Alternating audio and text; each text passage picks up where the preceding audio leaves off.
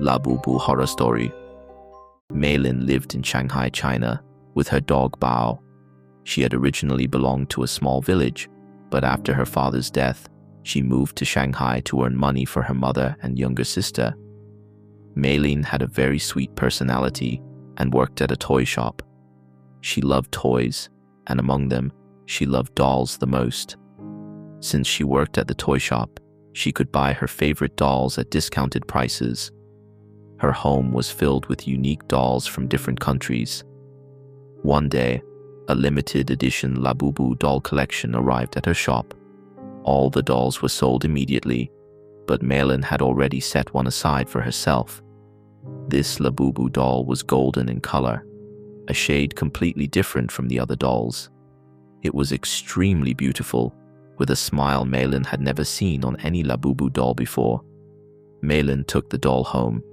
She couldn't stop admiring it. The doll had cute blue eyes, beautiful golden fur, long ears, and a big toothy smile. She hugged the Labubu tightly, clicked many photos, and introduced her dog Bao to the new member of her doll collection. At first, Bao wagged his tail and ran around happily, but then he suddenly started barking aggressively at the Labubu doll. Meilin found this strange but assumed Bao was just scared. She placed the doll on the shelf and went to sleep. Bao, who always slept near Meilin, kept staring at the doll before running out of the room. The next morning, before leaving for work, Bao again barked aggressively at the Labubu doll. As Meilin was about to leave, Bao grabbed her jeans and tried to pull her toward the shelf. She scolded him, but he wouldn't stop. Frustrated, she locked Bao in the bathroom and left for the shop. That day turned out to be the worst day of her life. Meilin, who usually spoke politely to customers, suddenly lost her temper and yelled at one. Her boss scolded her harshly and fired her on the spot. Meilin couldn't understand why she had become so angry. Crying, she returned home. She opened the bathroom door.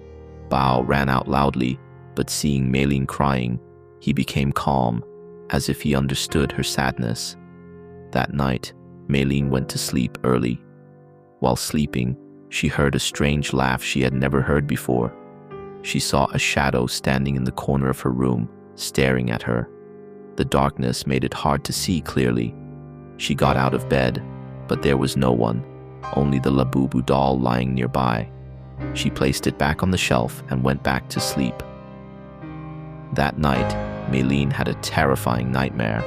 She was in her room, and a monstrous creature appeared. It looked like an animal, with huge, sharp teeth and long, razor-sharp claws.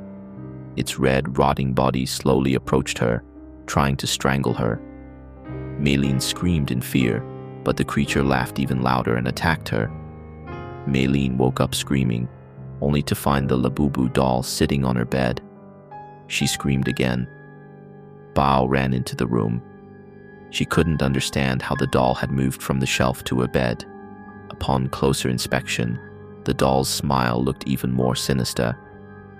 Before she could react, Bao grabbed the doll with his teeth and tore it to pieces. Meilin, drenched in sweat and with a pounding headache, stayed silent. She threw the doll into the trash, called Bao closer, and went back to sleep.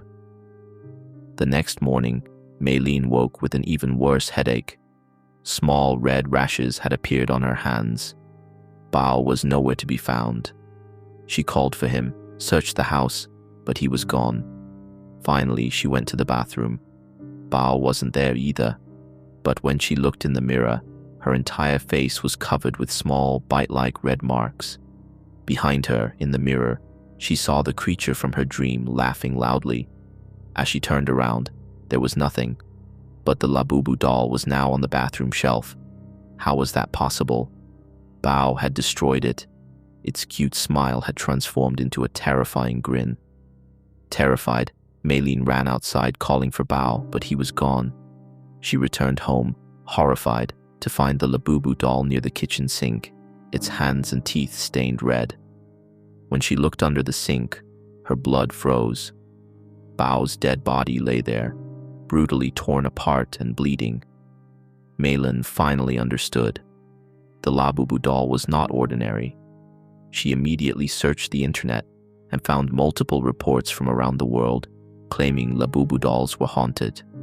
People reported being bitten, losing jobs, falling ill, or losing loved ones after acquiring these dolls.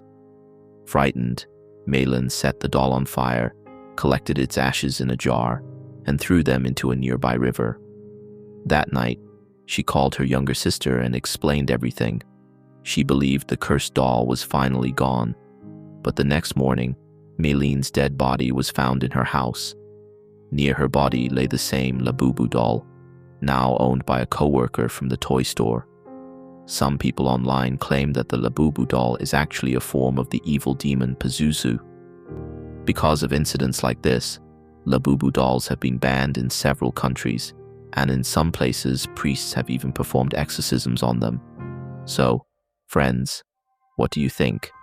Is the Labubu doll truly cursed? Is there really a demon inside it? Or is it all just a rumor?